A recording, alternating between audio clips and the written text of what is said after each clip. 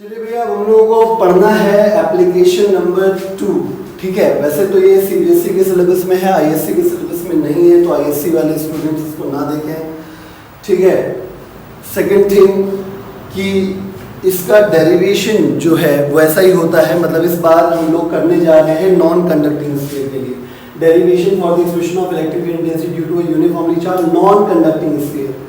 तो पहली बात, अगर नॉन कंडक्टिंग होगा तो स्फेरिकल शेल की बात होगी ही नहीं। ठीक है, क्योंकि नॉन कंडक्टिंग मतलब इंसुलेटर। इंसुलेटर के अंदर क्या होता है, चार्ज उसके अंदर पेनिट्रेट कर जाता है, मतलब ये कि अंदर उसके सॉलिड ही होगा। ठीक है, तो अगर कभी भी नॉन कंडक्टिंग के स्फीयर के बारे में बोला जाता है तो हमेशा ये याद रखिएगा स्फेरिकल शेल का केस होगा ही नहीं।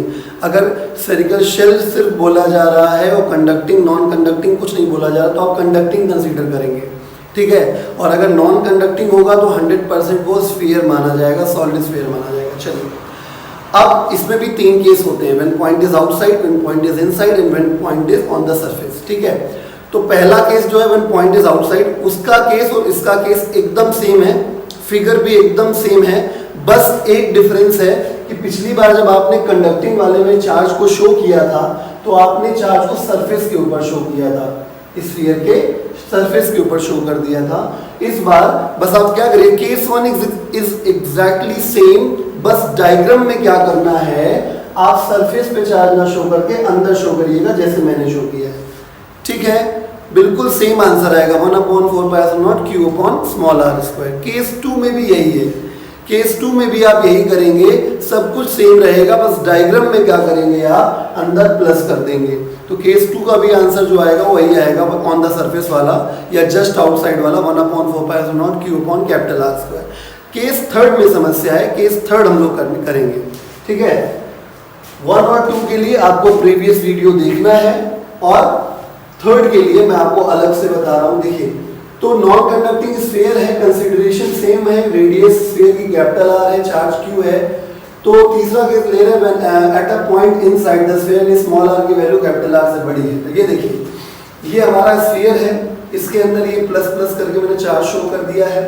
ठीक है, इससे लाइंस बाहर की तरफ निकलेंगी क्योंकि पॉजिटिवली चार्ज है। पॉइंट हमको अंदर लेना है तो हमने पॉइंट अंदर ले लिया, तो सेंटर से सर्कमफ्रेंस तक कैपिटल R हो जाएगा और सेंटर से P पॉइंट तक स्मॉल r हो जाएगा। ठीक है, अब सबसे पहले हम बात कर लेते हैं Q इनक्लोज की। तो ऑब्वियसली टोटल चार्ज Q है स्फीयर में, लेकिन टोटल चार्ज के स्फीयर के अंदर आया क्या? नहीं आया। इसलिए हम लोग क्या करेंगे, मान लेते हैं कि कोई चार्ज Q' है जो अंदर आ गया, टोटल में से Q' चार्ज इस स्फीयर के अंदर है, तो इनक्लोज चार्ज ये हो गया। गॉसियन सरफेस की प्रॉपर्टी के अकॉर्डिंग E की वैल्यू कांस्टेंट रहेगी। अगला फंडा क्या है? अगला फंडा ये होता है कि हम लोग एक छोटा सा एरिया लेंगे जिसकी डायरेक्शन हम लोग आउटवर्ड शो कर देंगे, क्योंकि आपको स्फीयर अपनी आंखों से दिख रहा है, इसका मतलब आप बाहर हैं तो एरिया भी बाहर आएगा। इलेक्ट्रिक फील्ड की डायरेक्शन को शो करने के लिए आप प्लस मान लेंगे, प्लस प्लस को रिपेल करेगा, इलेक्ट्रिक फील्ड भी इसी डायरेक्शन में आएगी, थीटा की वैल्यू 0 डिग्री हो जाएगी। इस तरीके से हो गया। अब हम लोग गॉस थ्योरम का इस्तेमाल करेंगे एज इट इज जैसे कर रहे थे।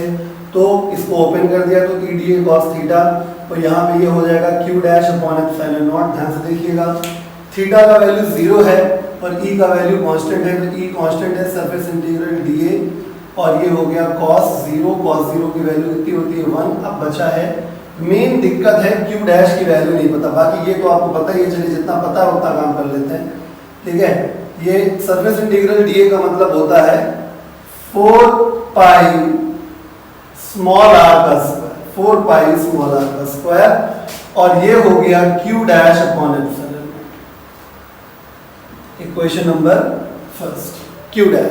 ठीक है, अब Q' को निकालने के लिए आपको यहाँ पे एक शब्द पे ध्यान देना पड़ेगा, यूनिफॉर्मली चार्ज। मैंने आपको पढ़ाया था जब हमने चार्ज डिस्ट्रीब्यूशन ऑफ बॉडीज पढ़ाया था, तो उसमें मैंने आपको पढ़ाया था अगर कोई बॉडी यूनिफॉर्मली चार्ज बोली जाती है तो उसकी जो चार्ज डेंसिटी होती है वो कांस्टेंट हो जाती है जैसा चार्ज डिस्ट्रीब्यूशन होगा। कॉम्प्लिकेटेड हो गया, इजी करके समझाता हूँ। मतलब जैसे चार्ज वायर पे फैला होता है तो चार्ज अपॉन लेंथ का वैल्यू कांस्टेंट लिया जाता है, यानी Q1/L1 = Q2/L2, शायद आपको याद आ जाए। अगर चार्ज सरफेस पे होता है, कंडक्टर पे होता है, तो charge upon area sigma constant हो जाता है, यानी Q1/A1 = Q2/A2, सेम हो जाता है। उसके बाद अगर आप चले जाएं थर्ड चीज में, तो क्या होता है, वॉल्यूम चार्ज डेंसिटी, यानी रो की वैल्यू कांस्टेंट हो जाती है, यानी Q1 upon V1 equal to Q2 upon V2। तो ये वॉल्यूम वाला केस है, ठीक है। तो इसका मतलब हम ऊपर लिख सकते हैं, यहां से शुरुआत करते हैं, because non conducting sphere is uniformly charged, therefore Q1 upon V1 is equal to Q2 upon V2 लगा सकते हैं। Q1 जितना चार्ज हमको चाहिए, Q डैश, V1 जितने वॉल्यूम में वो है, तो वॉल्यूम स्फीयर का होता है 4/3 पाई आर क्यूब। Q2 पूरा चार्ज, पूरा volume 4/3 pi capital R cube. समझ में आया?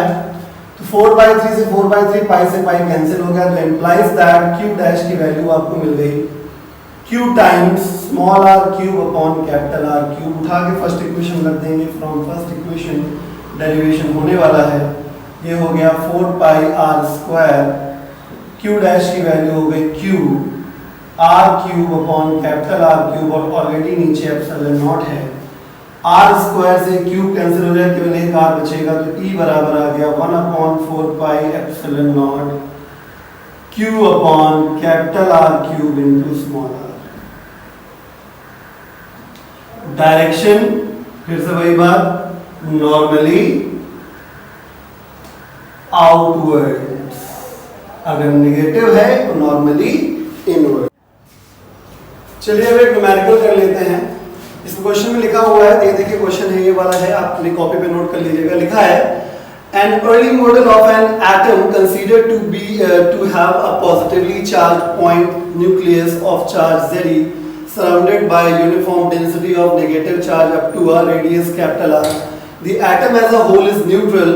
For this model, what is the electric field at a distance r from the nucleus? आप देख सकते हैं मॉडल दिया हुआ है, स्मॉल आर रेडियस का न्यूक्लियस, इसको पॉइंट माना गया है, ठीक है, कोई मतलब ये न्यूक्लियस है, इसको पॉइंट माना गया है, और यहाँ पे दो रेडियसेस फिगर में शो किया गया है कि एक पॉइंट आपको यहाँ पे लेना है न्यूक्लियस के बाहर और एटम के बाउंड्री खत्म होने से पहले, और एक पॉइंट आपको पी लेना है कहाँ पर, एटम की बाउंड्री के बाहर, यानी एक पॉइंट आउटसाइड एक पॉइंट इनसाइड, दो केस में सॉल्व करना है।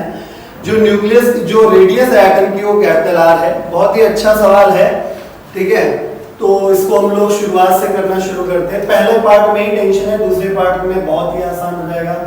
सबसे पहले तो हम लोग एक बात को समझ लेते हैं कि अगर आर पॉइंट लिया जाए, देखिए ये हो गया हमारा वो एटम, ये है हमारा न्यूक्लियस। तो न्यूक्लियस आप इतना बड़ा मत बनाइए, कंफ्यूजन हो जाएगा। न्यूक्लियस का चार्ज प्लस का Ze हो गया, और यहाँ पे पूरा नेगेटिव नेगेटिव अंदर फैला हुआ है, चार्ज नेगेटिव चार्ज है जगह पे। एक पॉइंट P यहाँ पे है, ठीक है। तो जब P पॉइंट को लेते हुए हम एक गॉसियन सरफेस बनाएंगे, तो एक स्फेरिकल गॉसियन सरफेस बनेगा।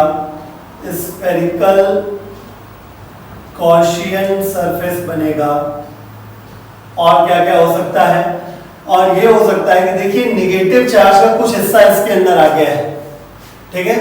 तो मान लेते हैं Q डैश चार्ज नेगेटिव वाला अंदर आ गया, और ये प्लस न्यूक्लियस का जो Ze चार्ज है, ये टोटल कुल मिला के हमारा इनक्लोज चार्ज होगा। बात समझ रहे हैं? मतलब न्यूक्लियस का चार्ज जो जितना इस गोले के अंदर नेगेटिव चार्ज आ गया है, उतना हम लोग कंसीडर करेंगे इनक्लोज चार्ज में। तो इनक्लोज चार्ज हो चुका है Q enclose equal to Q dash plus Ze, ठीक है। तो मैटर ये है कि पहले हम ये मान लेते हैं कि रेडियस इसकी R जैसा कि क्वेश्चन में गिवन है। तो हियर साफ साफ दिख रहा है कि Q इनक्लोज जो है हमारा वो है Ze प्लस Q डैश। मुद्दा यही है कि सबसे पहले Q डैश निकाल लिया जाए, तभी आगे सॉल्व हो जाएगा, क्योंकि आगे तो केवल फॉर्मूला लगाना है।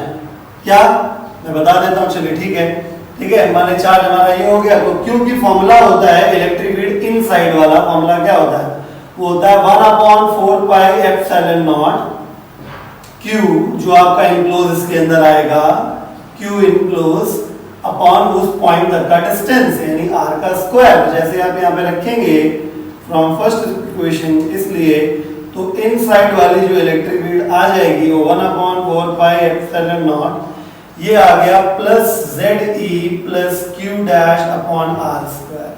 दिक्कत फिर से फंस गई, Q डैश नहीं आया है अभी तक। Q डैश निकालने के लिए जरा थोड़ा सा अपना माइंड मेकअप अच्छे से कर लीजिए, थोड़ा सा यहाँ पे मामला क्रिटिकल होने वाला है, ध्यान से देखिएगा।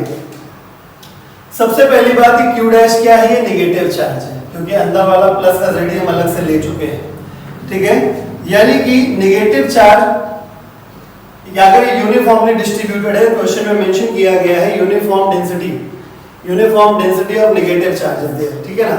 तो यानी कुल मिला के because uniform charge density is there,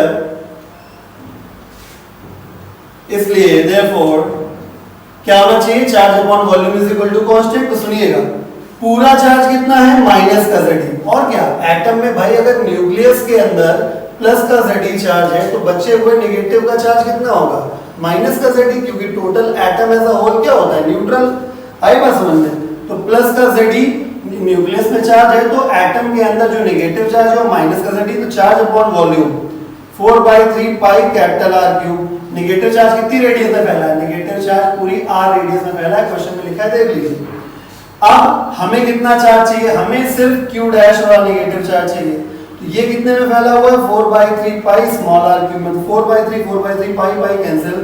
इस तरीके से Q dash equal to minus का ZE R cube upon capital R cube आ जाएगा। इसको इक्वेशन नंबर सेकंड में रखेंगे, ठीक है। तो from second equation electric field की वैल्यू इन साइड वाली जो हम निकाल रहे हैं वो आएगी 1/4 पाई एप्सिलॉन नॉट,